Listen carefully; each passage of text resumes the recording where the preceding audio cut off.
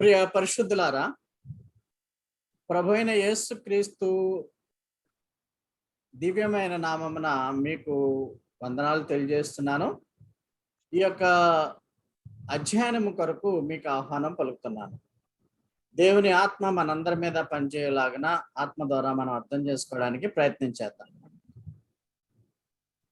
ఎప్పుడో దేవుడు తన యొక్క ప్రణాళికల గురించి దర్శనాల ద్వారా మన పూర్వపు ప్రవక్తలకు లేక భక్తులకు అనేక మందికి తెలియచేస్తాడు. ఇప్పుడు దర్శనాలు అనేవి లేవు, కొత్త నిబంధనలో దర్శనాలు అనేవి లేవు. ఒకవేళ అంటే అదంతా కూడా బోటకము.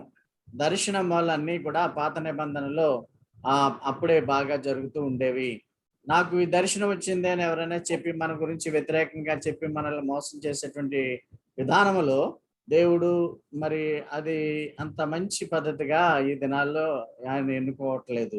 కాబట్టి నాకు ఈ దర్శనం వచ్చింది అని చెప్తే మీరు నమ్మవలసిన అవసరం లేదు. అయితే దైవ గ్రంథంలో ఉన్నటువంటి దర్శనాలు దేవుని యొక్క ప్రణాళికలను తెలియజేస్తూ ఉంటాయి.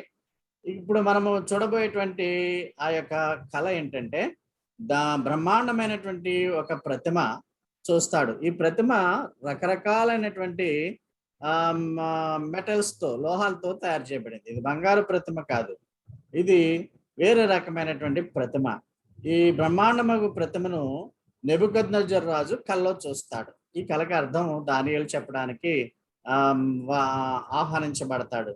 అదే విధంగా సుమారు 48 సంవత్సరాలు గతించిన తర్వాత ఈ దర్శనం తర్వాత దానియేలుకు ఒక దర్శనం వచ్చింది. ఆ దర్శనంలో 4 క్రూర ముఖాలు చూస్తాడు.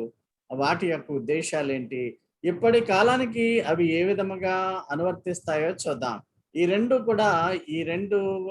దర్శనములు దానియేలు గ్రంథము 2వ అధ్యాయము 7వ వచనాల్లో 7వ అధ్యాయాల్లో చూడవచ్చు. అంటే 2:7 పూర్తిగా మనం స్టడీ చేయబోతున్నాం. నెబుకద్నెజర్ రాజు కళలోని ఆ యొక్క మర్మము ఇప్పటికి అదేమన్నా మనకి పాఠములు తెలియచేస్తుందా అంత్యకాలాల గురించి అని మనం చూసినప్పుడు, ఒకసారి మొట్టమొదటిగా మనం చూస్తే ఈ మ్యాప్ లో కొంత హిస్టరీ కూడా తెలియాలి. ఇది చదవడానికి హిస్టరీ బాగా, యూరోపియన్ హిస్టరీ, ఇజ్రాయెలైట్ హిస్టరీ బాగా తెలిస్తే ఈ లెసన్ బాగా అర్థమవుతుంది. ఒకవేళ తెలియకపోయినా పర్వాలేదు, మీకు చాలా సింపుల్ గా సూక్ష్మంగా చెప్తాను. ఈ బాబిలోను అనేది ఒక పట్టణం మాత్రమే కాదు, బాబిలోను దేశం అనేది పూర్వకాలంలో ఉండేది. నెబుకద్నెజర్ రాజు సుమారు 586 క్రీస్తు పూర్వము బాబిలోన్లోనికి ఇశ్రాయేలీయులను వాళ్ళని బానిసలుగా కొనిపోయాడు. బాబిలోన్ దేశానికి ఐగుప్తు దాస్యము నుండి విడిపింపబడినటువంటి ఇశ్రాయేలీయులు బాబిలోను కూడా దాసులుగా కొనుపబడ్డారు. ఇది సుమారు 586 క్రీస్తు పూర్వంలో జరిగింది. వీరిలో ఈ కొనుపోబడినటువంటి, అనగా దాసులుగా కొనుపోబడినటువంటి యూదులలో ఒకరు అంటే దానియేలు రాజప్రసాదంలోనికి చేరేటువంటి విధముగా అతను చేర్చుకునబడ్డాడు. దానియేలు గ్రంథము 2వ అధ్యాయము 31-46లో నాకు ఒక ప్రతిమ, బంగారు ప్రతిమ, వేరు లోహాలతో ఏర్పాటు చేయబడినటువంటి ప్రతిమ నాకు కనిపించింది. దాని ఉద్దేశములు తెలియచేయమని నెబుకద్నెజర్ రాజు దానియేలుతో చెప్తాడు. దానియేలు అంటాడు, అప్పుడు 564 సంవత్సరాల క్రితం, అంటే క్రీస్తు పూర్వమే 564 క్రీస్తు శకంలో దానియేలు అంటాడు, ఇవి అంత్య దినములందు జరగబో వాటికి ఉదాహరణలు అని చెప్తాడు. ఇక్కడ చూడండి, దానియేలు గ్రంథం 2వ అధ్యాయం 8వ వచనంలో మర్మములను బయలుపరచగల దేవుడు అప్పుడు పరలోకమందు ఉన్నాడు, అంత్య దినములందు జరగబోవు దానిని ఆయన రాజగు నెబుకద్నెజరుకు తెలియజేస్తున్నాం. అంత్యకాలం అంటే ఇప్పుడు మనం అంత్యకాలంలోకి వచ్చాం. అంటే సుమారు 6000 సంవత్సరాలు గతించిపోయిన తర్వాత అంత్యకాలంలోనికి వచ్చి ఉన్నామని మనము బైబిల్ బట్టి ఆ యొక్క సంకేతాలు బట్టి మనం తెలుసుకుంటున్నాం. మత్తయి సువార్త 24వ అధ్యాయము, లోక 21 అంత్యకాల సంఘటనలు బట్టి, ప్రకటన గ్రంథంలో సంఘటనలు బట్టి మనం తెలుసుకుంటున్నాం. అంటే చూడండి, దేవుడు ఎప్పుడో తన యొక్క ప్రణాళికలను, అంత్యకాలపు ప్రణాళికలను నెబుకద్నెజర్ రాజు ద్వారా, దానియేలు ద్వారా మనకు తెలియజేశాడు. ఆ మర్మాలను తెలుసుకోవడానికి చూద్దాం. ఎవరైనా బాగా చదవగలిగే వాళ్ళు ఉంటే దానియేలు గ్రంథము 2వ అధ్యాయము 31 నుంచి 46 వరకు చదవాలి. అయితే ఈ స్క్రీన్ మీద ఉన్నటువంటి మొదటి భాగాన్ని అంటే 31 నుంచి 36 వరకు ఒకరు చదవండి, అవకాశం ఇస్తాను. రాజా తాము చూచుచుండగా బ్రహ్మాండమ్మకు ఒక ప్రతిమ కనబడును కదా. ఈ గొప్ప ప్రతిమ మహాప్రకాశమును భయంకరమునైన రూపమును గలదై తమరి ఎదుట నిలిచెను. ఆ ప్రతిమ యొక్క శిరస్సు మేలిమి బంగారమైనదియు, దాని రొమ్మును భుజములను వెండివియు, దాని ఉదరమును తొడలను ఇత్తడివియు, దాని మోకాళ్ళు ఇనుపవియు, దాని పాదములలో ఒక భాగము ఇనుపదియు ఒక భాగం మట్టిదియునై ఉండెను. మరియు చేతి సహాయం లేక తీయబడిన ఒక రాయి ఇనుమును మట్టియు కలిసిన ఆ ప్రతిమ యొక్క పాదముల మీద పడి దాని పాదములను తుత్తునీలుగా విరగొట్టినట్టు తమకు కనబడెను.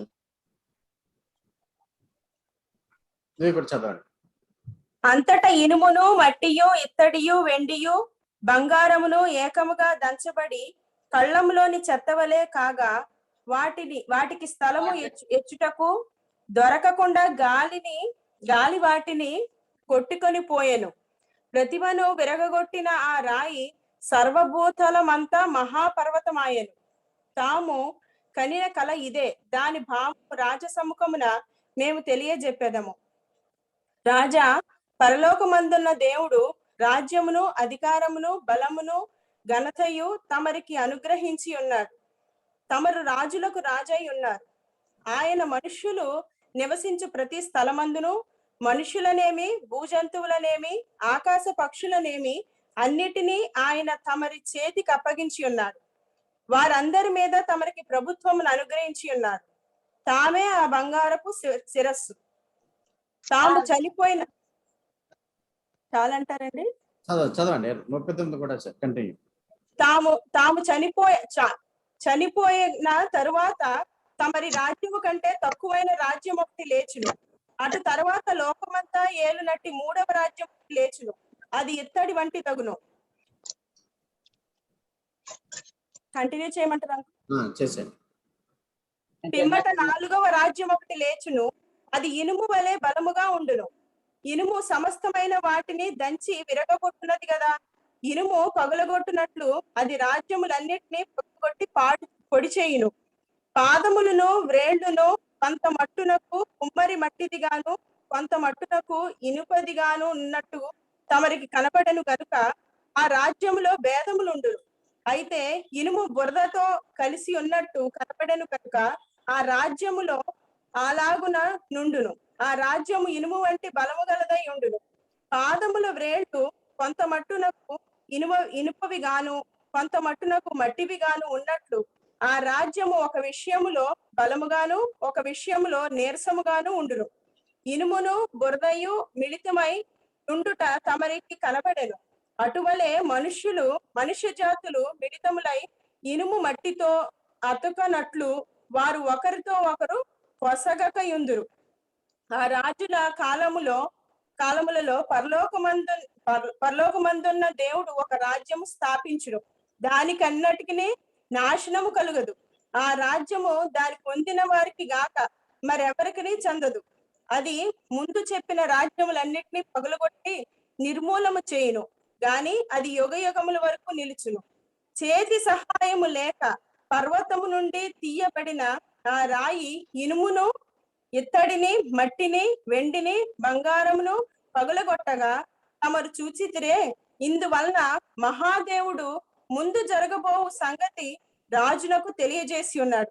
కల నిశ్చయము, దాని భావము నమ్మదగినది అని దానియేలు రాజుతో చెప్పాను.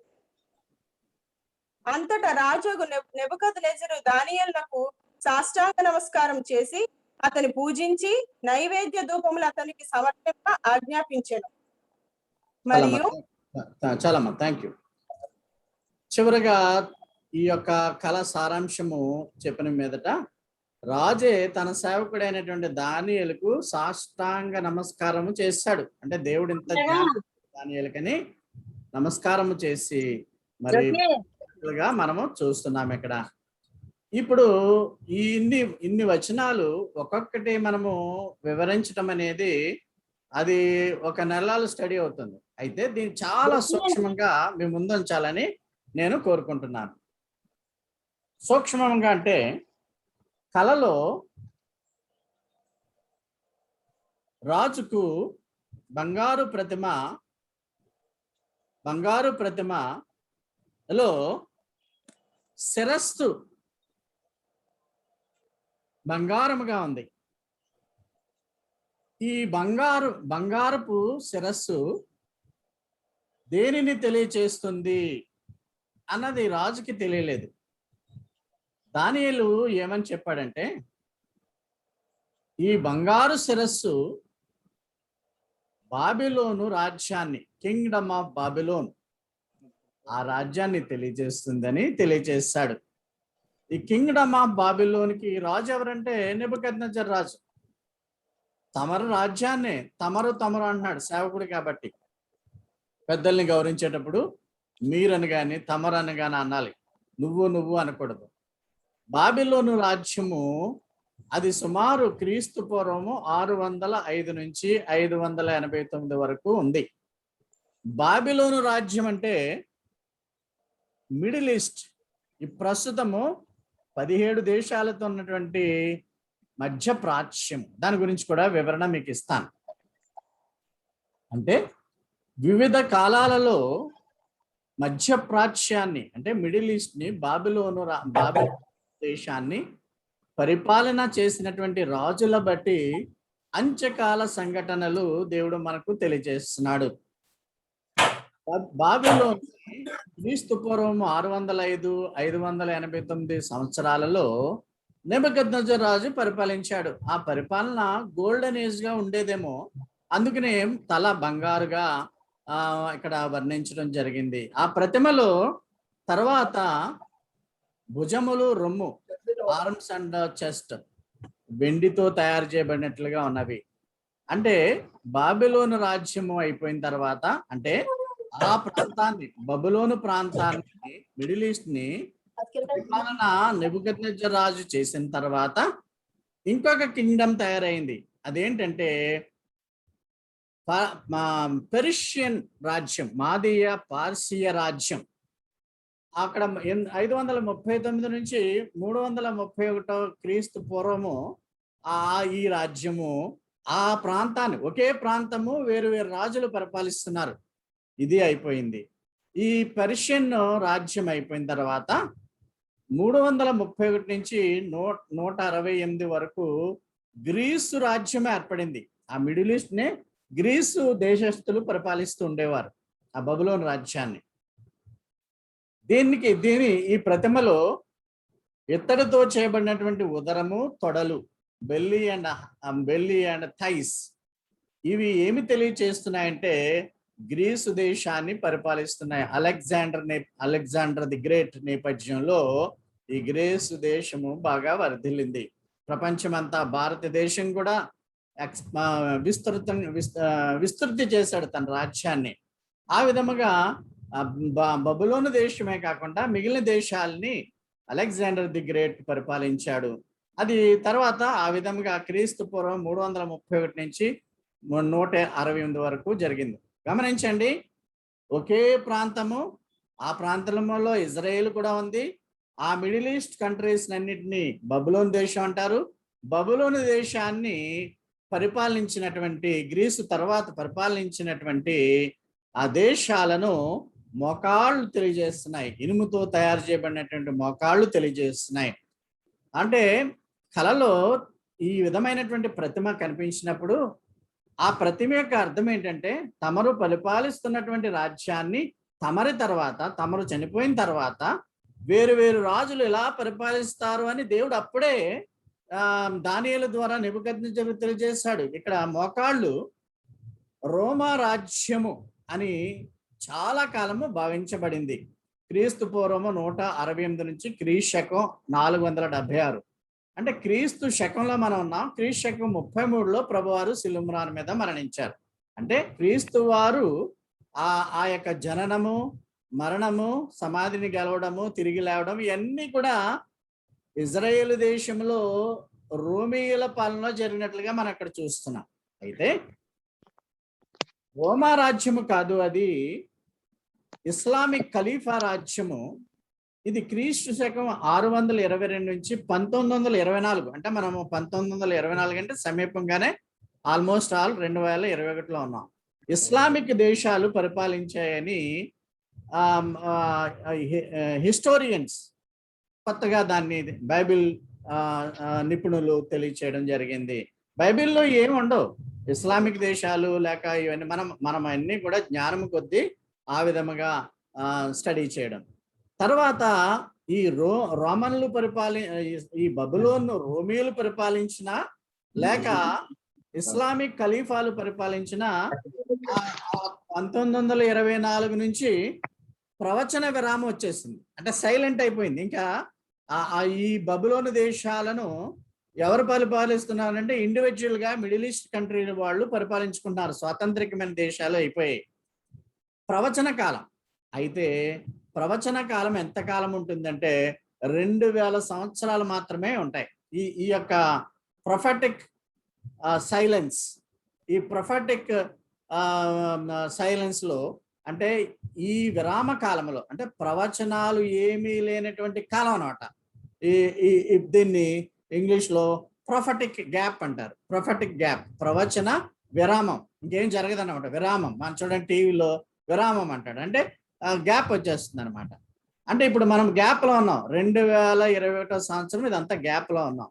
2022, 22, 23, 24 ఎప్పుడో ఈ అంత్యకాలం అంటున్నాం. కాబట్టి అంత్యకాలంలో ఏమవుతుందంటే పాదములు దగ్గర ఒక రాజ్యం ఏర్పడుతుంది.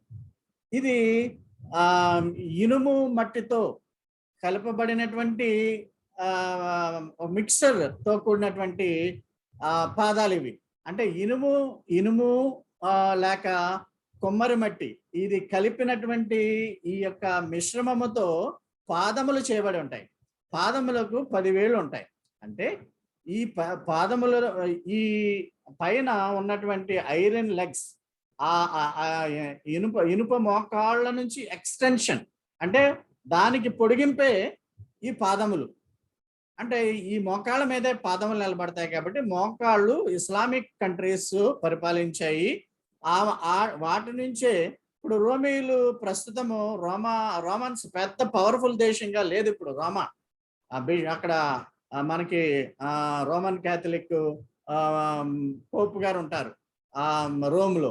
ఆ రోమా ఇప్పుడు పవర్ఫుల్ కంట్రీగా లేదు ఇప్పుడు కూడా. అయితే ఇస్లామిక్ కంట్రీస్ చాలా పవర్ఫుల్ గా ఉన్నాయి. కాబట్టి ఈ ఇస్లామిక్ ఖలీఫా రాజ్యము ఈ కాళ్ళ నుంచి ఈ పాదములు కూడా ఇస్లామిక్ రాజ్యము అని మనము భావించవచ్చు. అంటే చివరి కాలంలో, అంటే ఈ ప్రాఫిటిక్ గ్యాప్ అయిపోయిన తర్వాత చివరి కాలంలో పాదముల 10 వేళ్ళు 10 ఇస్లామిక్ దేశాలను తెలియజేస్తాయి. 10 ఇస్లామిక్ దేశాల నుంచి అంత్యక్రీస్తు వస్తాడు. ఏ దేశం నుంచి వస్తాడో మనకు తెలియదు. అంత్యక్రీస్తు వస్తాడు. ఈ అంత్యక్రీస్తు పాలన 7 ఏండ్లు మాత్రమే ఉంటుంది. దానియేలు గ్రంథం 9వ అధ్యాయం బట్టే తెలుసుకోవచ్చు.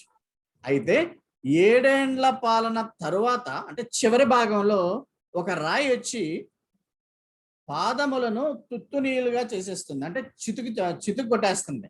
అంటే మొత్తము ఈ రాజ్యాలన్నీ కూడా, ఈ బబులోన్ రాజ్యాలన్నీ పడిపోతాయి. అంటే మిడిల్ ఈస్ట్ కంట్రీస్ అన్ని కూడా పడిపోతాయి. ఈ రాయే యేసు ప్రభు యొక్క 2వ రాకడ అని మనము చెప్పవచ్చును. ఈ పాదముల మీద 10 వేళ్ళు నిలబడి ఉన్నాయి. 10 వేళ్ళకి ఇలాగా మచ్చలుగా ఎందుకు వేసాడంటే డయాగ్రామ్ లో పొసగదు. ఒకరి మీద ఒకరికి, వాళ్ళు అంతా ఇస్లామిక్ అయినా ఒకరినొకరికి పొసగదు అనమాట.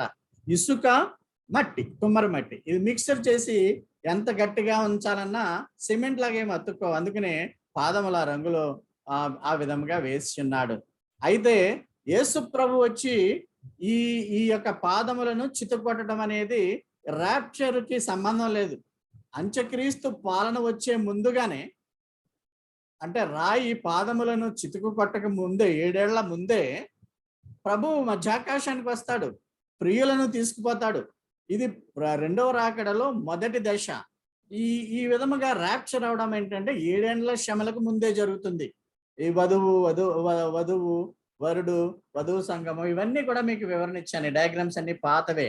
సో అంత్యక్రీస్తు పాలన ఎప్పుడు మొదలవుతుంది అంటే ప్రవచన విరామము అయిపోయిన తర్వాత, అనగా ఇప్పుడు ఆల్రెడీ అది ఆ గ్యాప్ లోనే మనం ఉన్నాం. ఇప్పుడు ప్రవచనాలు చెప్తున్నారు, దైవ దర్శనాలు అవన్నీ ఆగిపోయాయని చెప్పాను కదా.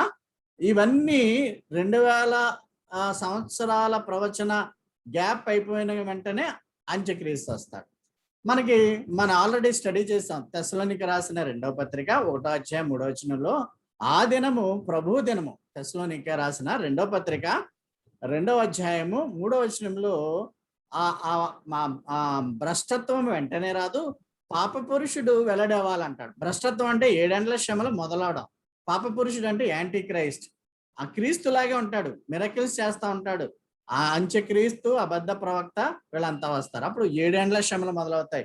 7 ముద్రలు, 7 బోరధ్వనులు, 7 ఉగ్రతాపాత్రల ద్వారా 7 ఏండ్ల శ్రమలలో ఈ యొక్క ఎక్కువగా మిడిల్ ఈస్ట్ కంట్రీస్ లో అంటే బబులోన్ దేశంలో విపరీతమైనటువంటి దేవుని ఉగ్రత ఉంటుంది, ఇంక్లూడింగ్ ఇశ్రాయేలీల మీద కూడా. అలాగే ప్రపంచ దేశాల మీద కూడా దేవుని ఉగ్రత ఉంటుంది పాపం వలన అన్నమాట. 7 ఏండ్ల శ్రమలు అనేవి ఎప్పుడు మొదలవుతాయంటే ఆ డయాగ్రామ్ లో ఆ ప్రతిమలో ప్రవచన కాలము 2000 సంవత్సరాలు అయిపోగానే ఆ పాదములు గవర్నమెంట్ ఏర్పడుతుంది. పాదములు అంటే 10 వేళ్ళు 10 దేశాలు ప్రపంచాన్ని నియంత్రిస్తాయి. అది త్వరలోనే అంత్యక్రీస్తు వెల్లడైనప్పుడు మనకు తెలుస్తుంది. నెబుకద్నెజర్ రాజు ప్రతిమలో ఆ పాదముల దగ్గర వచ్చి ఈ రాయి కొట్టడం అంటే యేసు ప్రభువు ఎత్తబడినటువంటి పరిశుద్ధులతో, మనలాంటి పరిశుద్ధులతో ఒలీవల కొండ మీదకి వస్తాడు. వచ్చి అంత్యక్రీస్తు పాలనను అంతం చేసేస్తాడు, పాదాలని తుత్తునీలుగా చేసేస్తాడు. ఆ విధముగా ఈ బబులోను దేశాలన్నీ కూడా, మిడిల్ ఈస్ట్ కంట్రీస్ మొత్తం ఇవన్నీ కూడా తునాతునకలను చేసేసి ప్రభు అయిన యేసు ఇది బబులోను దేశాలన్నీ కూడా ఆయన ఒక కొత్త రాజ్యాన్ని ఏర్పరుస్తాడు. అదే మా 1000 ఏండ్ల పరిపాలన.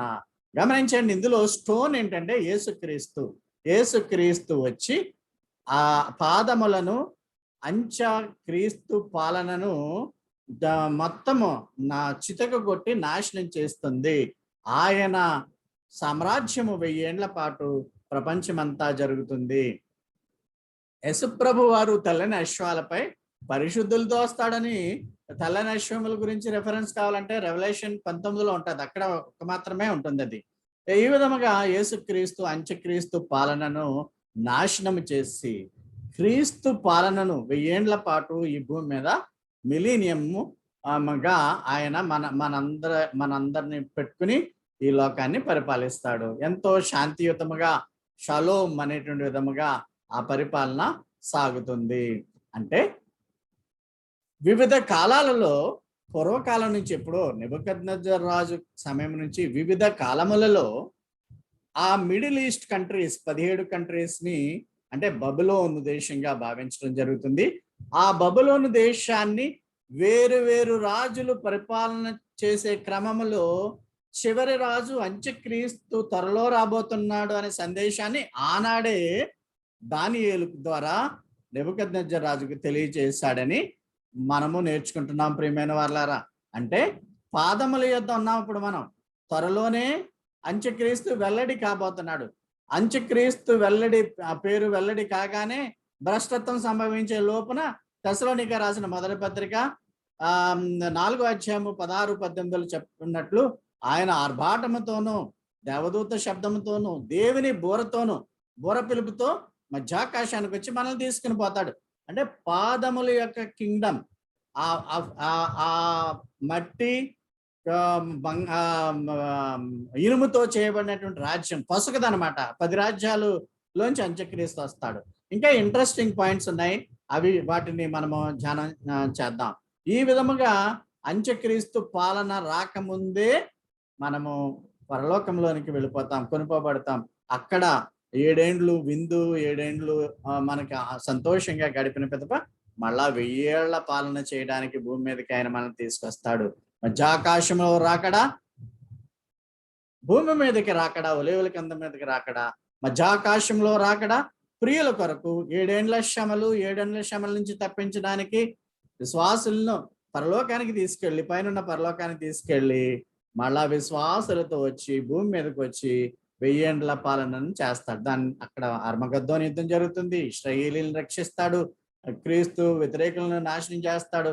ఈ డిస్కషన్ అంతా కూడా అది ఇప్పుడు మనకు సందర్భం కాదు ప్రియమైన వాళ్ళారా. ఈ విధముగా రాజుకి తన కళ అర్థం చెప్పినప్పుడు ఒక సేవకుడికే రాజు మోకరెళ్తాడు. యేసుప్రభు ముందు రాజులు మోకరెళ్తారు.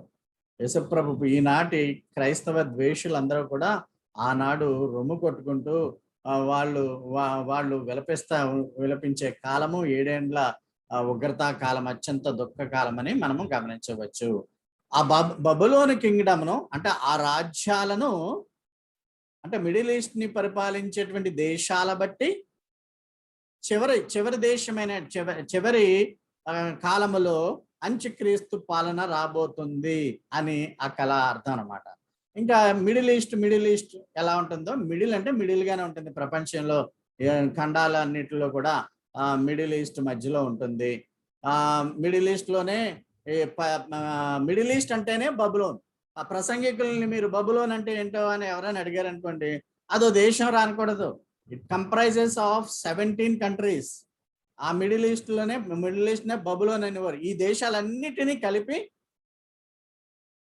నెబుకద్నెజర్ రాజు మొట్టమొదటి పరిపాలిస్తూ ఉండేవాడు. అది బంగారపు తలగా కనిపించింది. తర్వాత పర్షియా దేశస్థులు ఆ యొక్క భుజములు, ఆ చెస్ట్ అది సిల్వర్ గా కనిపించింది. అలాగే గ్రీసు దేశము, తర్వాత ఉదరము, ఇవన్నీ తర్వాత ఉదరము, మోకాళ్ళు, తర్వాత తొడలు, ఆయన అలెగ్జాండర్ ది గ్రేట్. ఈ విధంగా వాళ్ళందరూ కూడా వివిధ రాజులు వివిధ కాలాల్లో ఈ అన్ని దేశాలను గంపగొత్తగా పరిపాలిస్తూ ఉండేవారు. అది బబులోన్ దేశం అన్నమాట. చూడండి, ఇన్ని దేశాలన్నీ కలిపితే ఇప్పుడు మనం చదువుకోవాలంటే బహ్రెయిన్, సైప్రస్, ఈజిప్ట్, మన ప్రియులు కొంతమంది దేశాల్లో ఉంటారు. Iraq, Iran, Israel, Jordan, Kuwait, Lebanon. Middle east లోనే ఉంది ఇజ్రాయెల్ కూడా, యూదుల దేశం. అది చూడండి, చిన్న పిలకలాగా ఉంటుంది. ఆ మధ్యలో ఇక్కడ ఈ యొక్క మ్యాప్ లో చూడండి. ఆ విధముగా ఈ ప్రాంతాలన్నిటినీ కూడా వివిధ కాలాల్లో, అప్పుడు క్రీస్తు శకము 500 నుంచి ప్రవచన కాలం వరకు కూడా వివిధ రాజులు పరిపాలిస్తూ ఉండేవారు. ప్రవచన కాలంలో విడిపోయాయి. ఇప్పుడు 2000 సంవత్సరాల్లో వాటికి లిబర్టీ వచ్చేసింది, స్వాతంత్రం వచ్చేసింది. వేరు వేరు రాజ్యాలుగా ఉన్న, అన్ని గంపగొత్తగా అన్ని ఒకే రాజ్యాలుగా ఉండవు. ఇప్పుడు వేరు వేరు రాజ్యాలు. అయితే వీటన్నిటిని కూడా సమైక్యపరుస్తాడు అంత్యక్రీస్తు. సమైక్యపరిచి ప్రపంచాన్ని ఏలేటువంటి విధంగా మొత్తము ప్రపంచం అంతటిని ఏకత్రాటు మీదకి అంత్యక్రీస్తు అంత పవర్ఫుల్ గా ఉంటాడు అనమాట. ఈ మిడిల్ ఈస్ట్ కంట్రీస్, ఇవన్నిటిని స్వాధీనం చేసుకుని ప్రపంచం మీద, ఇంక్లూడింగ్ భారతదేశం మీద కూడా ఆధిపత్యం చెలాయించడానికి వస్తాడు. ఈ విధముగా మొట్టమొదటగా మిడిల్ ఈస్ట్ లేక బాబిలోన్. మిడిల్ ఈస్ట్ అని ఎందుకన్నానంటే బాబిలోన్ దేశం అంటే తెలియదు కాబట్టి చాలా మందికి ఇప్పుడు అర్థమయ్యే ఉంటుంది. బాబిలోను దేశాన్ని నెబుకద్నెజర్ రాజు పరిపాలించినప్పుడు ఈ లోపల ఉన్నటువంటి విస్తీర్ణములో రాజ్య పరిపాలన ఉండేది. పర్షియా రాజులు, ఇక్కడ మనము ఈ గోల్డ్ స్పాట్ కలర్ లో ఉన్నటువంటివన్నీ కూడా పర్షియా రాజులు ఆధీనంలో ఉండేవి. గ్రీసు రాజుల ఆధీనంలో ఈ బబులోన్ దేశం ఉండేది. తర్వాత రోమన్ ఎంపైర్, రోమియోలు కూడా పరిపాలించారు. అయితే ఆ బలమైనటువంటి ఇనుముతో కూడినటువంటి కాళ్ళు రోమా రాజులు పరిపాలించారు అనేది వాస్తవమే. అయితే దానంతటికంటే ఆ కాళ్ళు ఖలీఫా రాజులు, ఇస్లామిక్ రాజులు పరిపాలన చేశారన్నదే అది కరెక్ట్ అని ఒక స్టడీ చేయడం జరిగింది. ఈ విధముగా ఇస్లామిక్ దేశాలు క్రీస్తు శకం 750 నుంచి 1900 వరకు ఇవన్నీ కూడా ఈ దేశాలన్నీ అంటే ఒకే ప్రాంతాన్ని వివిధ రాజులు పరిపాలించడం బట్టి చివరి రాజు అంత్యక్రీస్తు దగ్గరికి మనం వచ్చేసాము. అంత్యకాలంలో ఉన్నాము కనుక జాగ్రత్తగా ఉండండి, ప్రార్థన చేయండి, మెలకువగా ఉండండి అనే విషయాలను మనం నేర్చుకుని ఉన్నాము. సరే 48 ఏళ్లకు ఈ నెబుకద్నెజర్ రాజు కల వచ్చిన తర్వాత 48 ఏళ్ల తర్వాత దానియేలుకు ఒక దర్శనం వచ్చింది. దానియేలు దర్శనంలో 4 క్రూర మృగాలు కనిపించాయి. దీని నుంచి అంచకాలపు విషయాల్ని ఏమన్నా తెలుసుకోబోతున్నామా చూద్దాం. దానియేలు గ్రంథం 7వ అధ్యాయము 1 నుంచి 8 వరకు చదువుకోవాలి. ఇందులో ఆ యొక్క క్రూర జంతువులు ఏమేమి ఉన్నాయో చూద్దాం. మొదటిది సింహము. చూడండి, డయాగ్రామ్ చూడండి. సింహము ఇవన్నీ కూడా మనం జనరేట్ చేసుకుని, నేనే వీటిని తెలుగులో తర్జుమా చేసుకుని వీటిని అన్నిటిని కూడా ఈ విధముగా 6 ఏళ్ల కిందటే వీటిని అన్ని కూడా మేము ముందు ఉంచాను పుస్తకం రూపంలో. దానియేలు దర్శనములో ఒక క్రూర జంతువు సింహం. ఈ సింహానికి పక్షిరాజు రెక్కలు ఉంటాయి. అంటే సింహం రెక్కలుండి ఎగిరిపోయినట్టుగా కళలో కనిపిస్తుంది. రెండవ జంతువు ఎలుగుబంటి.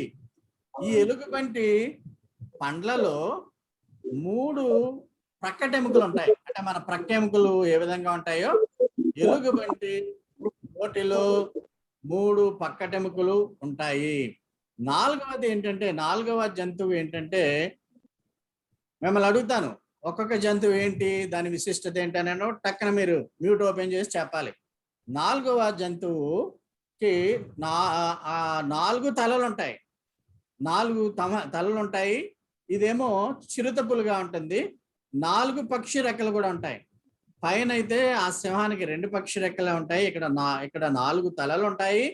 అదే విధముగా 4 పక్షి రెక్కలు ఉంటాయి 3వ జంతువుకు. 4వ జంతువు ఇది ఆకారానికి పేరేమీ లేదు, కానీ దీని ఒక క్రూర భయంకరమైన జంతువు. దీనికి పళ్ళు ఐరన్తో చేయబడి ఉంటాయి. ఐరన్ టీత్ అన్నమాట. 10 కొమ్ములు ఉంటాయి. మీరు 10 అనగానే మీకు అర్థమైపోయి ఉంటుంది 10 వేళ్ళు.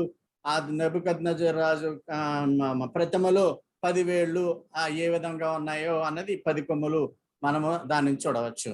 ఈ 7వ అధ్యాయం నుంచి, దానియేలు గ్రంథం 7వ అధ్యాయం 1 నుంచి 8 వరకు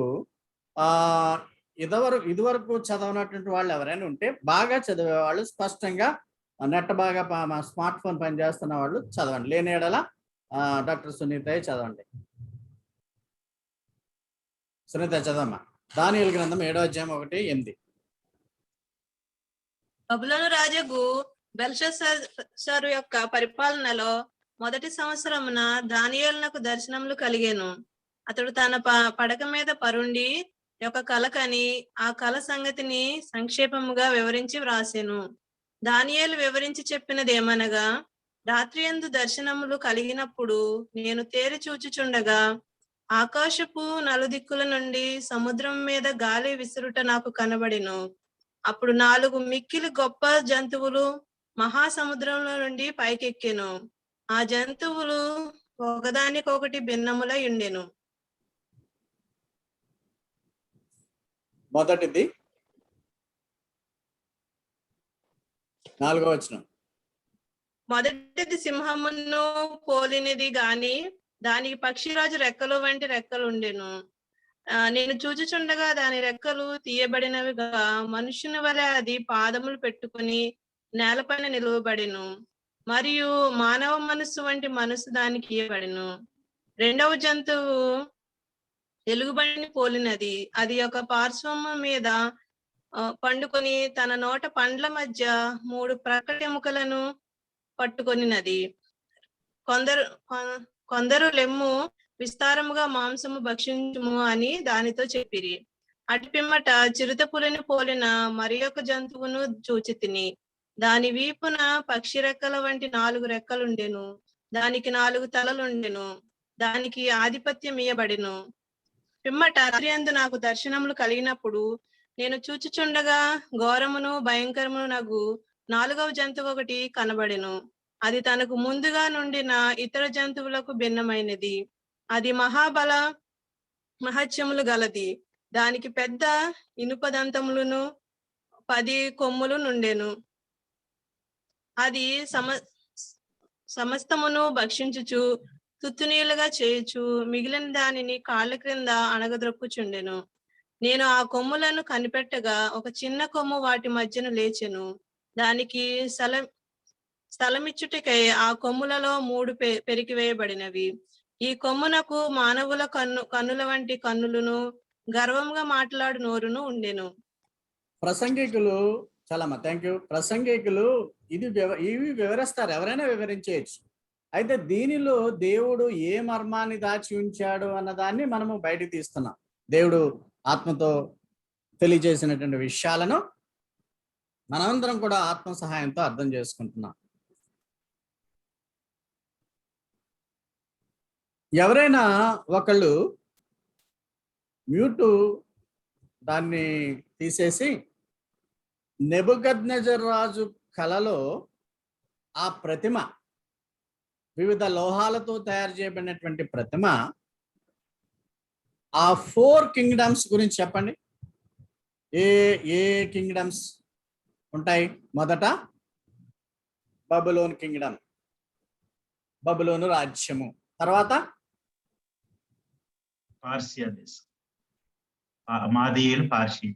పార్షియులు లేక పర్షియన్ రాజులు రాజ్యము.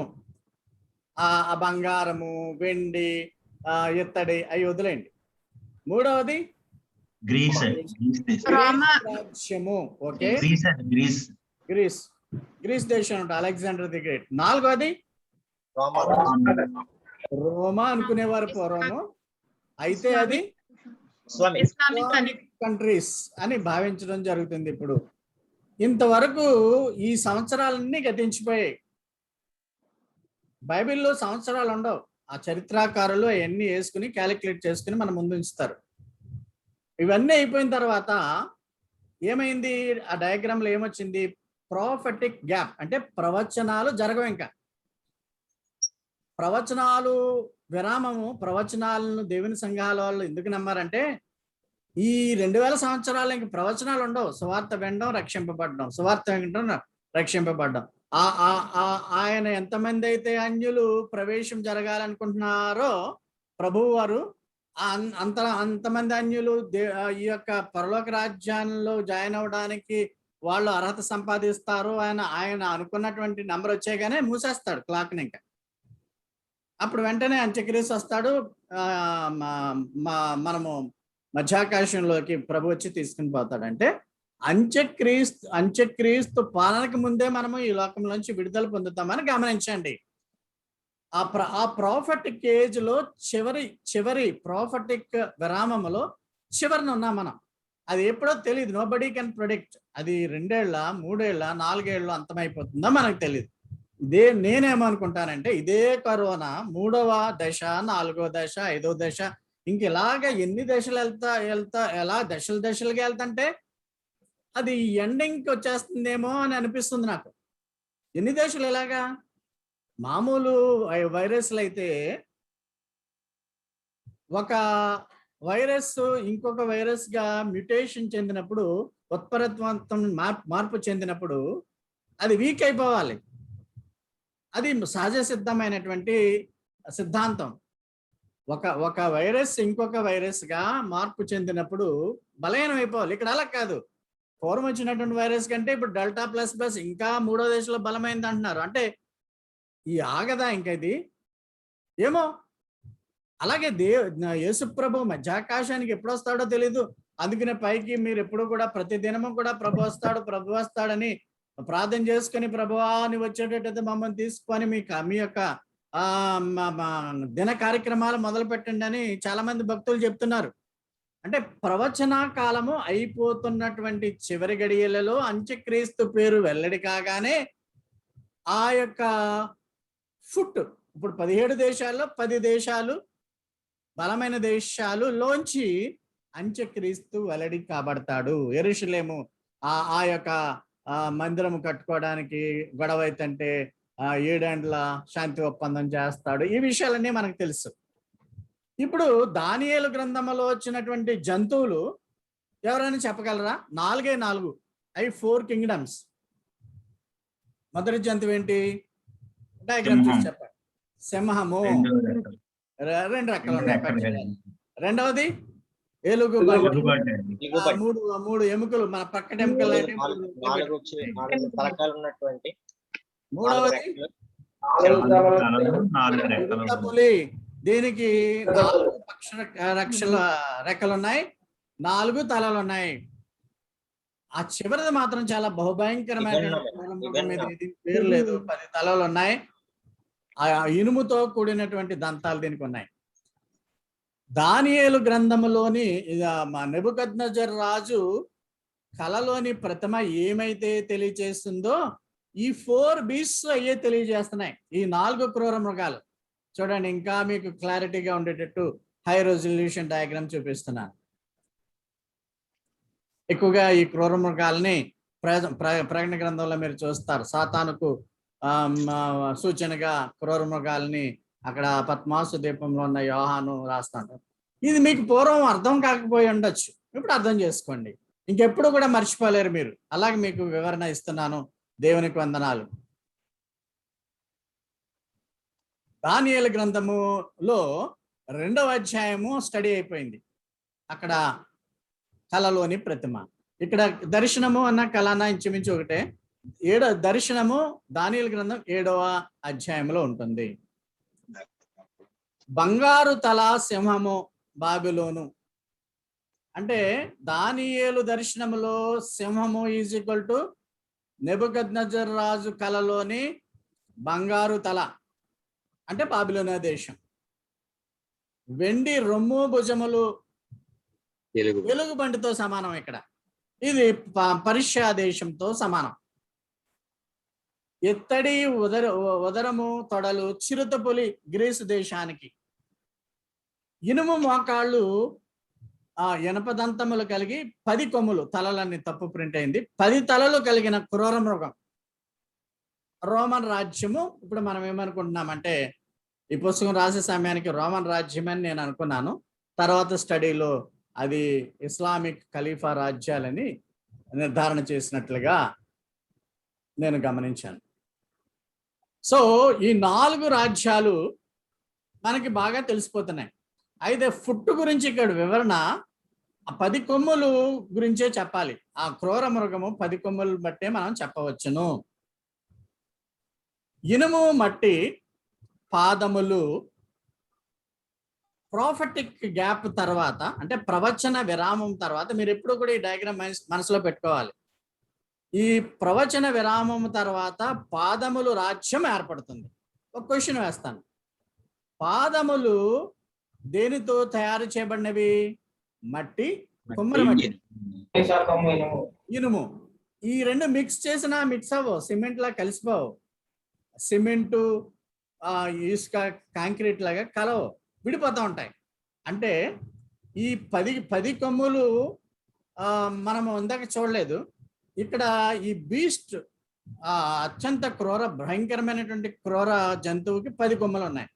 ఈ 10 కొమ్ములు అంత్యకాలంలో, అంటే అంత్యక్రీస్తు పరిపాలన జరిగే సమయంలోనే ఈ 10 కొమ్ములు 10 రాజ్యాలను వివరిస్తున్నాయి. అంటే 17 మిడిల్కి లీస్ట్ ఉంటే 10 అయిపోతాయి, అంటే కొన్ని కలిసిపోతూ ఉంటాయి.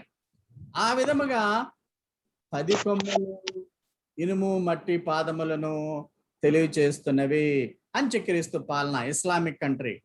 అదే రోమన్ కంట్రీ అనుకున్నాం అనుకోండి, రోమియోల నుంచి అది నవీన రోమా సామ్రాజ్యం అని చెప్పాలి. రోమా సామ్రాజ్యం అంత్యకాలంలో అంత పవర్ఫుల్గా లేదు.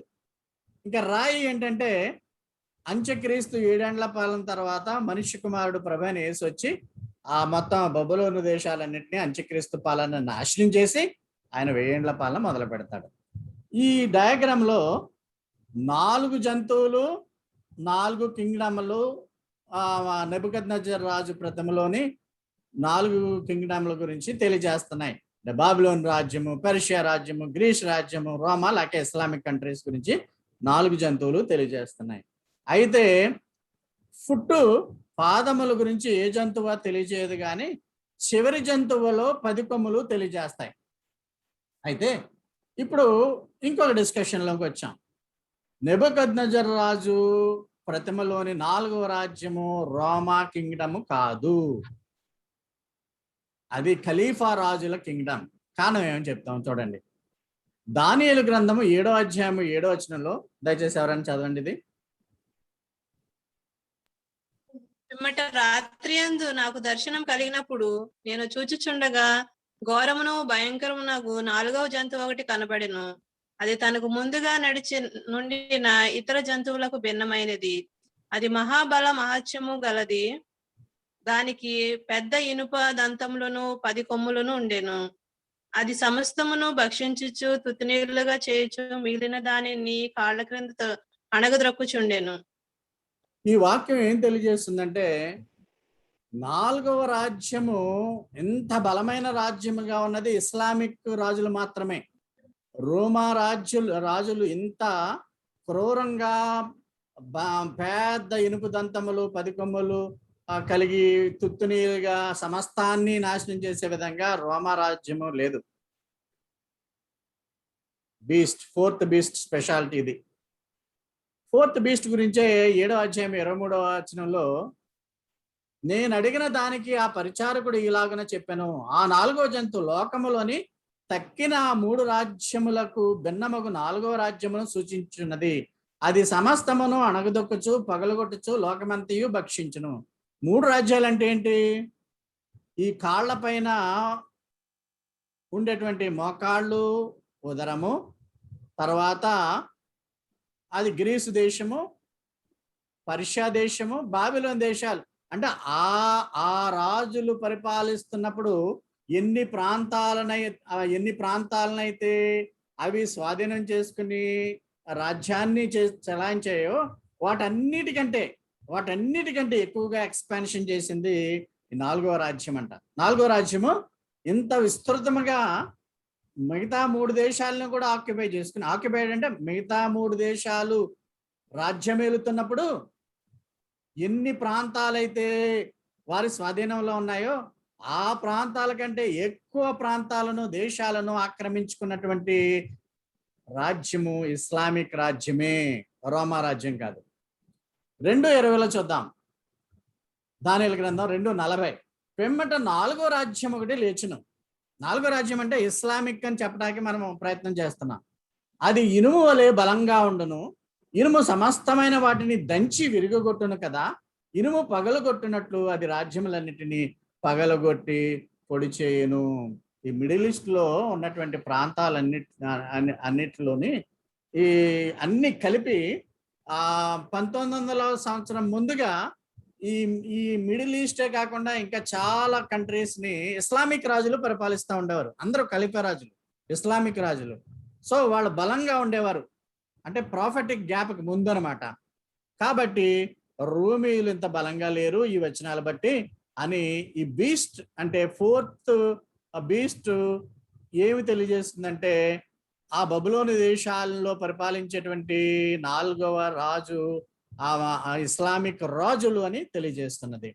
సో మనము దానియేలు గ్రంథము 2వ అధ్యాయము 40వ వచనము, 7వ అధ్యాయము 19వ వచనాల్లో చూస్తే ఈ రాజ్యము అంటే ఒక ఇనుముతో ఉన్నటువంటి బలమైన రాజ్యము అన్నిటిని చితకగొట్టును, తుత్తునీలుగా చేయును. అంటే అది ఒక బలమైనటువంటి రాజ్యము. ఆ దినాల్లో ఇస్లామిక్ రాజులు ఉండేవారు, చాలా మెర్సిలెస్ గా. భారతదేశాన్ని కూడా ఇస్లామిక్ మతస్థులు పరిపాలించారు కదా, ఔరంగజేబు, ఇంకా మనం అక్బరు, ఈ మాటలని మనం వింటా ఉంటాం చరిత్రలో.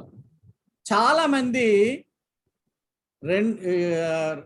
దానియేలు గ్రంథం 2:40, 7:19 వచనాల్లో 4వ రాజ్యము చాలా బలమైనది, తుత్తునీలుగా చేయును అన్న విషయాన్ని మర్చిపోయి రోమన్ రాజ్యం అనేస్తారు.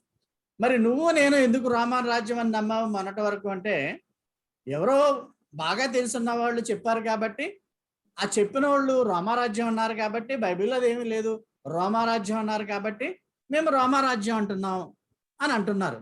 అయితే వాస్తవం ఏంటంటే దానియేలు గ్రంథం 2వ అధ్యాయము 40వ వచనము, 7వ అధ్యాయము 19వ వచనంలో ఈ రాజ్యము బలమైన రాజ్యము, రోమా రాజ్యం అంత బలంగా ఉండేది కాదు, అదే భారతదేశం అంతా విస్తరించలేదు.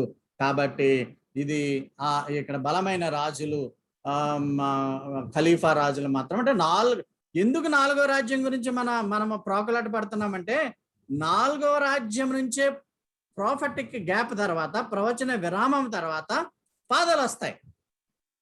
4వ రాజ్యం ఇస్లామిక్ రాజ్యం అని వచనాలు తెలియజేస్తున్నాయి. కాబట్టి ఆ ప్రాఫెటిక్ గ్యాప్ తర్వాత ఫుట్ లోంచి 10 వేళ్లలోంచి అంత్యక్రీస్తు వస్తాడు.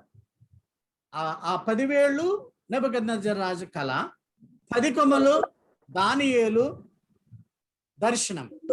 10 కొమ్మల్లోంచి లేక 10 వేళ్లలోంచి అంత్యక్రీస్తు వస్తాడు. అది రోమా రాజులు అంత బలమైనటువంటి రాజులుగా అప్పుడు లేరు, ఇప్పుడు లేరు.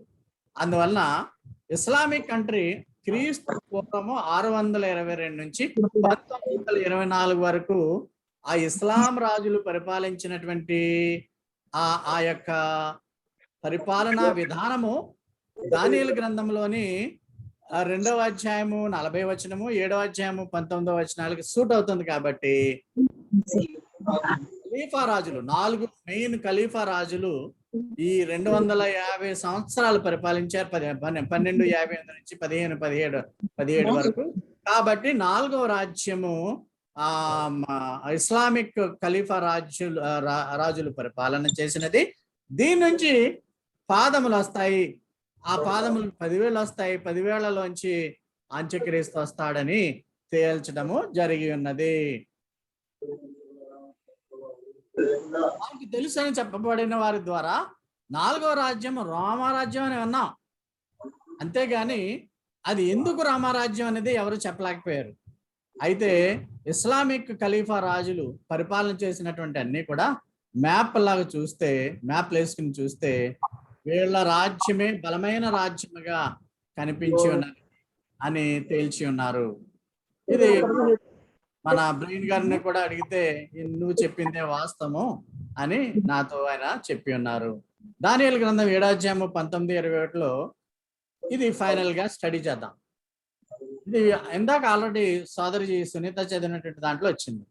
ఇనుప దంతములు ఇత్తడి గోళ్లను గల ఆ 4వ జంతువు సంగతి ఏమైనదని నేను తెలుసుకుని కోరితిని. అది ఎన్నటికి భిన్నమును మిగులు భయంకరమునైన, అంటే 3 రాజ్యాల కంటే ఇది భిన్నంగా ఉంటుంది, చాలా క్రూరంగా ఉంటుంది. అంటే Babylon kingdom, Persian kingdom, Greece kingdom కంటే చాలా క్రూరంగా ఉంటుంది 4వ కింగ్డమ్, అది ఇస్లామిక్ కింగ్డమ్. ఈ భయంకరమైన సమస్తమును పగులుగొట్టింది, అందరిని మింగేద్దామని కాళ్ళ కింద అడగగొట్టుచుండెను. మీకు తెలుసు కదా, భారతదేశాన్ని కూడా ఇస్లాం రాజులు పరిపాలిస్తారు. తాజ్ మహల్ ని వాళ్ళు కట్టారు, ఇక్కడ దేవాలయం ఉండేది. ఈ గొడవలన్నీ కూడా భారతదేశంలో కూడా ఉన్నాయి. ఎందుకంటే ఇస్లామిక్ రాజులు చాలా విస్తరించిపోయాడు, అలెగ్జాండర్ ది గ్రేట్ కంటే ఎక్కువగా. 20వ వచనంలో దాని తలపైనున్న 10 కొమ్ముల సంగతి, వాటి మధ్య నుండి పెరిగి 3 కొమ్ములను కొట్టివేసి కన్నులు గర్వముగా మాట్లాడు నోరును గల ఆ వేరొక కొమ్ము సంగతి, అనగా దాని కడమ కొమ్ము కంటే బలము కలిగిన కొమ్ము సంగతి విచారించితిని. ఇది మామూలుగా చదివితే మీకు అర్థం కానే కాదు. పూర్వం చెప్పినా అర్థం కాదు మీకు. ఇది పూర్వం మీరు చదివిన అర్థం కాదు. దీనికి చక్కటి వివరణ ఇస్తాను. ఈ కొమ్ము పరిశుద్ధులతో యుద్ధము చేయొచ్చు, వారిని గెలిచినదాయను. పరిశుద్ధులు ఎవరు?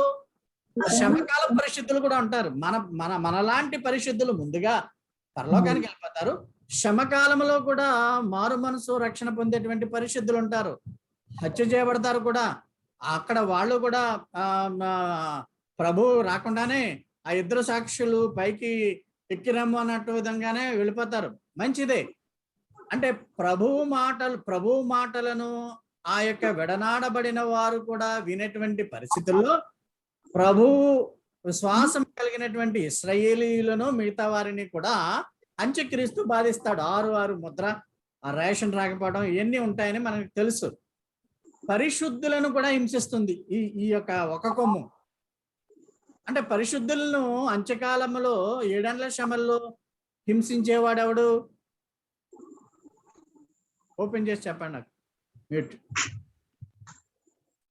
ఎవరు దారుణమైనటువంటి శిక్ష విధిస్తా ఉంటాడు, చంపేస్తా ఉంటాడు 7 ఏళ్ల శ్రమల్లో?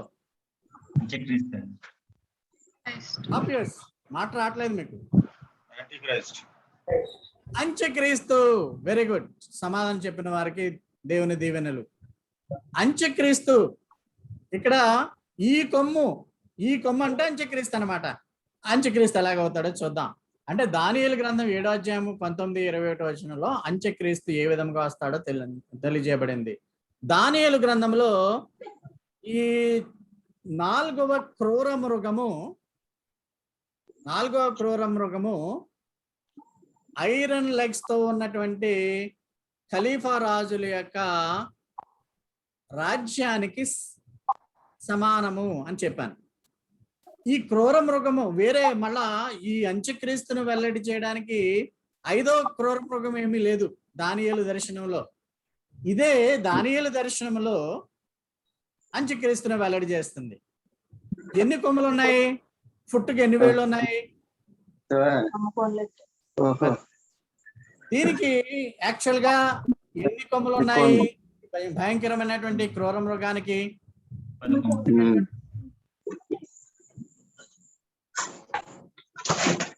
ఎన్ని ఉన్నాయి? 10 ఉన్నవి. ఇక్కడ వేళ్ళు మట్టి, కొమ్మర మట్టి, ఇనుముతో చేసినటువంటి వేళ్ళు. వేళ్ళు ఎన్ని ఉన్నాయి ఈ డయాగ్రామ్ లో? 10 వేళ్ళు కదా. ఈ 10 వేళ్ళు 10 కొమ్ములు చూద్దాం. ఈ 10 కొమ్ముల్లోని అంటే 10 కొమ్ములు అంటే ఏంటి అర్థం? 10 దేశాలు. 10 దేశాలు. ఏ దేశాలు? ఇస్లామిక్ అంటే మిడిల్ ఈస్ట్ లో ఉన్నటువంటి దేశాలు, ఇస్లామిక్ కంట్రీస్. ఎక్కడో శ్రీలంక, లేకుంటే పక్కన ఉన్నటువంటి పాకిస్తాను, ఆఫ్ఘనిస్తాను. ఇవి ఎక్కువ బైబిల్లో కాన్సన్ట్రేషన్ అంతా కూడా మిడిల్ ఈస్ట్, బబులోను దేశం. బబులోను దేశాన్ని ఏలేటువంటి 4వ రాజు ఎవరంటే ఖలీఫా రాజులు. ప్లోరల్ వస్తుంది, ఎందుకంటే వివిధ రాజులు పరిపాలిస్తారు. ఈ ఈ ఈ ఈ ఇనుముతో కూడినటువంటి బలమైనటువంటి ఈ రాజ్యం నుంచే ఈ 2000 సంవత్సరాల ప్రవచన విరామము తరువాత పాదములు వస్తాయి. అంటే వీక్ గా ఉంటాయి, నీరసంగా ఉంటాయి, బలంగా ఉంటాయి. 10 పసుకదు. ఎందుకు పసుకదు? వీళ్ళకి మట్టి ఇనుము కలవనట్టు వాళ్ళు కలవరు, భావాలు కలవు కదా, ఒకరికొకరు కలవు. ఇప్పుడు మిడిల్ ఈస్ట్ లో ఉన్న అన్ని కూడా కొంతమంది ఇజ్రాయేలీలు సపోర్ట్ చేస్తూ ఉంటారు, కొంతమందికి చేయరు, వ్యతిరేకంగా ఉంటారు. అందరూ యునైటెడ్ గా ఉండరు.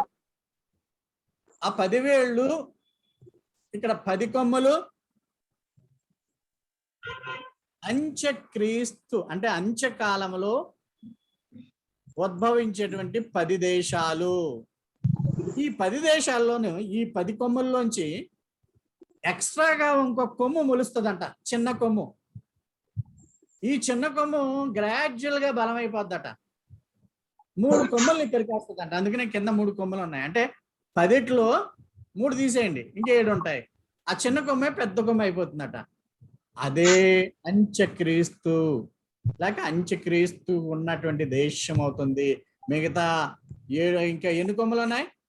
3 కలిపేసుకున్నారు వీళ్ళంతా.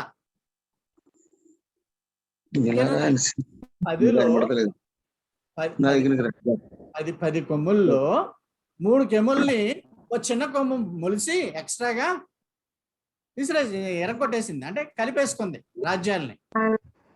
3 పోతే 7 ఉంటాయి. 7కి మళ్ళా ఇంకో ఎక్స్ట్రా వచ్చింది. అంటే ఎన్ని ఉన్నాయి మొత్తం? 8 ఉన్నాయి. ఈ 8 రాజ్యాలలో వీడు దినదినము అభివృద్ధి పొందుతూ అంత్యక్రీస్తు భయంకరమైనటువంటి పాలనను చేస్తాడు. క్రూర మృగము మీద ఉన్నటువంటి 10 కొమ్ముల యొక్క ప్రాముఖ్యత ఏంటి అంటే ఇదంతా మనము పరీక్షలు అడిగితే రాయాల్సి ఉంటది. ఈ 10 కొమ్ములు = 10 దేశాలు. 10 దేశాల్లో ఒక మూడు కొమ్మల్ని నాశనం చేసేస్తుంది, అంటే కలిపేసుకుంటుంది. ఆ చిన్న కొమ్మ పెద్ద కొమ్మ అయిపోతుంది. అదే అంత్యక్రీస్తు ఈ 7 దేశాల సహాయంతో ప్రపంచ దేశాలన్నిటిని కూడా మొత్తం అన్ని దేశాల మీద ప్రభావం చూపేటువంటి విధముగా ఒకే జాతి, ఒకే మతం అన్నట్టుగా 1 క్యాస్ట్ సిస్టమ్ వచ్చేస్తుంది, ఒకే కరెన్సీ వచ్చేస్తుంది. ఇప్పటికే మాటలు అవుతున్నాయి కదా, ఒకే మతము ప్రపంచం అంతా ఉండాలి, ఒకే కరెన్సీ ఉండాలి, డాలర్, ఇంకా రూబ్స్, ఆ తర్వాత ఇంగ్లాండ్ లో ఉన్నటువంటి పౌండ్స్ ఇలాగ ఉండదు, రూపాయలు ఉండవు, అన్ని ఒకే కరెన్సీ చేస్తాడు. ఆ విధంగా ఇది మనం చూడంగానే నేను చెప్తున్నాను కదా, స్టడీ అర్థం చేసుకోవాలి, బైబిల్లో ఉన్నాయి, అర్థం చేసుకుని జ్ఞానం సంపాదించుకోవాలి. సో ఈ చిన్న పిలక లాంటి కొమ్ము ఎక్స్ట్రాగా బయలుదేరి, అది ఎక్కడుంది కొమ్ము? చిన్న పిలక లాంటి కొమ్ము పెద్దదైపోయింది, 4వ బీస్ట్ లో ఉంది, 4వ క్రూర మృగంలో ఉంది. దానియేలు గ్రంథం 7వ అధ్యాయంలోనే చాలా వరకు ఉంటాయి. 10 కొమ్ములు అంటే 10 రాజ్యాలలో అత్యంత ప్రభావితమైనటువంటి పొలిటికల్ పవర్ ని కలిగి ఉంటుంది ఈ ఒక్క చిన్న కొమ్ము పెద్దదైపోయి. అదే విధముగా ఈ 10 కొమ్ములు చాలా బలమైనటువంటి కొమ్ముగా తయారవుతుంది. చిన్న కొమ్మే 3 రాజ్యాలని కబళించేస్తుంది. తర్వాత ఈ చిన్న కొమ్మే మిగతా 10 కొమ్ముల నుంచి తేడాగా ఉంటది. అంటే వీడు ఇంకా అత్యంత భయంకరమైనటువంటి అనమాట. ఆ ఐరన్ పళ్ళు, తర్వాత కొమ్ములు, క్రూర మృగము ఏ విధముగా హింసిస్తే ఎలా ఉంటుందో అలాగే వీడు హింసిస్తా ఉంటాడు. ఆ విధముగా యెహోవా గురించి వ్యతిరేకంగా మాట్లాడుతూ ఉంటాడు. దేవుడు పరిశుద్ధుడు కాదు, ఇలాగ బ్లాస్ఫమీ. అలాగే బైబిల్ ఏమీ చదవక్కర్లేదు, మీరు కొత్త బైబిల్, ఇప్పటికే చైనాలో కొత్త బైబిల్ ఉంటుంది, అవి మన బైబిల్ లాంటివి లేవు. మర్మమ్స్ కూడా వేరే అనదర్ న్యూ టెస్టిమెంట్ అని వాళ్ళు ప్రింట్ చేసుకుంటారు, లేటర్ డే సెయింట్స్. ఇలాగ రకరకాల బైబిళ్ళు ఈ అంత్యకాలాల్లో వస్తాయి. దేవుడి యొక్క నియమాలను వ్యభిచారం చేసుకోండి, ఇష్టం వచ్చినట్టు ఉండండి, సరదాగా తినండి, తాగండి.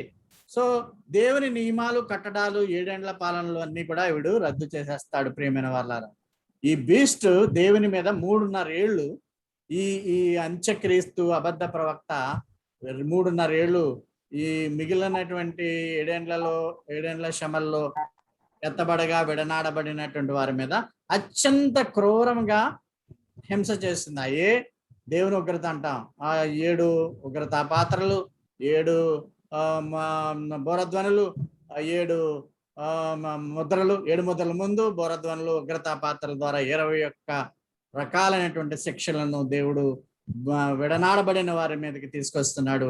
కనుక 7 ఏండ్ల దేవుని ఉగ్రతా కాలంలో మనం ఉండాలని కోరుకోకూడదు, అలాగ ఉండకూడదు. అయితే 7 ఏండ్ల ముందే మనం ఎత్తబడే విధముగా మనం సిద్ధపాటు కలిగి ఉందాం. 7 ఏండ్ల తుది ఘట్టంలో 7 ఏండ్ల శ్రమల ముందు ఘట్టంలో మనం ఎత్తబడతాం. 7 ఏండ్ల తుది ఘట్టంలో ప్రభువుతో పాటు మనం వచ్చి 1000 ఏండ్ల పాలన చేస్తాము. 1000 ఏండ్ల పాలనలో ప్రభుతో పాటు పాల్గొంటాము. ఇద్దరు ఉంటారు ప్రతినిధులు, సాతాను ప్రతినిధులు 7 ఏండ్ల శ్రమలలో. ఒకడు అంత్యక్రీస్తు, ఇంకొకడు అబద్ధ ప్రవక్త. వీరిద్దరు కూడా హ్యూమన్ బీయింగ్స్, మనుషులే వీళ్ళు. ఈ 10 దేశాల్లోంచి వచ్చేటువంటి ఒక దేశంలో వీడు ఉంటాడు, ఇంకో దేశంలోంచి అబద్ధ ప్రవక్త ఉంటాడు. వీళ్ళిద్దరూ కూడా మనుషులే. వీళ్ళు first human beings to throne out in the lake of fire. ఇక్కడ లేక్ ఆఫ్ ఫైర్ అన్న ఓ మాట చెప్పాలి. నరకం, ప్రస్తుత నరకం ఎక్కడ ఉంది అంటే భూగర్భంలో ఉంది. లేక్ ఆఫ్ ఫైర్ భూమి ఉపరితలం మీద ఉంటుంది, తర్వాత కాలంలో అది ఏర్పడబోతుంది. అదే విధముగా పూర్వకాలంలో ప్రభు శిలుమ్రాను మీద మరణించక పూర్వపు పరదైసు భూగర్భంలో ఉండేది. ప్రభు చనిపోయిన తర్వాత చెరగా పైకి పట్టిపోయి పరదైసును పరిశుద్ధులతో అక్కడ ఉంచాడు. ప్రభువు శిలుమ్రాను మీద మరణించిన తర్వాత విశ్వాసులందరూ కూడా వారి ఆత్మలు పైనున్న పరదేశంలోకి వెళ్తాయి. కిందకి పరదేశం లేదు, కానీ కింద మాత్రం నరకం ఉంది. ఈ నరకములో వాళ్ళు కూడా 1000 ఏండ్ల పాలన తర్వాత పునరుద్ధానం అవుతారు. వాళ్ళు శిక్ష గురవడానికి లేక్ ఆఫ్ ఫైర్ లోకి పంపబడతారు. ఆ లేక్ ఆఫ్ ఫైర్ లోనికి అంటే అగ్ని సరస్సు, తెలుగు తర్జమా అగ్ని గంధకాలని ఉంది, తెలుగు సరస్సులోనికి వీరు విసిరివేయబడతారు. 7 ఏండ్ల శ్రమల చివరన యుద్ధములో జరిగిన అర్మగద్దోని యుద్ధములో జరగబడినటువంటి ఆ యుద్ధములో నాశనమైనటువంటి వారు, క్రీస్తు వ్యతిరేకులు, ప్రభువుని నమ్మనటువంటి వారందరూ కూడా ఈ లేక్ ఆఫ్ ఫైర్, నరకం అనకూడదు, లేక్ ఆఫ్ ఫైర్ లో దేవుని చిత్తమైతే ఇంకోసారి వీటికి వివరణ ఇస్తాను. మరి ఈ విధముగా వాళ్ళు నాశనం అవుతారు. ప్రియమైన వారు, 7 ఏండ్ల శ్రమల తర్వాత ప్రభువు ఒలీవల కొండ మీదకి వస్తాడు అన్నది జకరియా 14:4 ఉంది, యోధా 1:14 ఉంది. ఇవన్నీ కూడా మనము ధ్యానము విడివిడిగా చేయొచ్చు. ఈ విధముగా ఎప్పుడో దానియేలు కాలంలో, నెబుకద్నెజరు రాజు కాలంలో, అంటే క్రీస్తు పూర్వము 500-600 సంవత్సరాల్లోనే ఇప్పుడు జరగబోయేటువంటి అంత్యకాలపు విషయాలను దేవుడు నిక్షిప్తం చేశాడు. దాన్ని మనము తరచి తెరుచుకుంటే ఈ మర్మాలు అగుపడతాయి. వీటిని నమ్మినటువంటి వారు చెవులు గలవాడు వినుగాక అన్న విధముగా వీటిని నమ్మేటువంటి వారు సిద్ధపాటు కలిగి ఉంటారు, ఎత్తబడతారు. లేని ఎడల విడనాడబడతారు. మనమందరం ఎత్తబడే గుంపులో ఉన్నాం. ఈ స్క్రీన్ మీద ఉన్నటువంటి వాళ్ళు, ఈ వాక్యం విన్నటువంటి వాళ్ళందరూ కూడా ప్రభువుని నమ్మి ఉన్నారు కాబట్టి ఆయన నామం ఎరిగిన ప్రతివాడు కూడా, ఆయన నామం పేరట ప్రార్థించి ప్రతివాడు కూడా రక్షింపబడతాడు. ఆ రక్షణ మార్గంలో మనం అందరం సంతోషంగా ఉండేటువంటి విధంగా దేవుడు ఈ మాటలు మన వినికిడిలో బావుగా దీవించి ఆశీర్వదించిన గాక. ఇది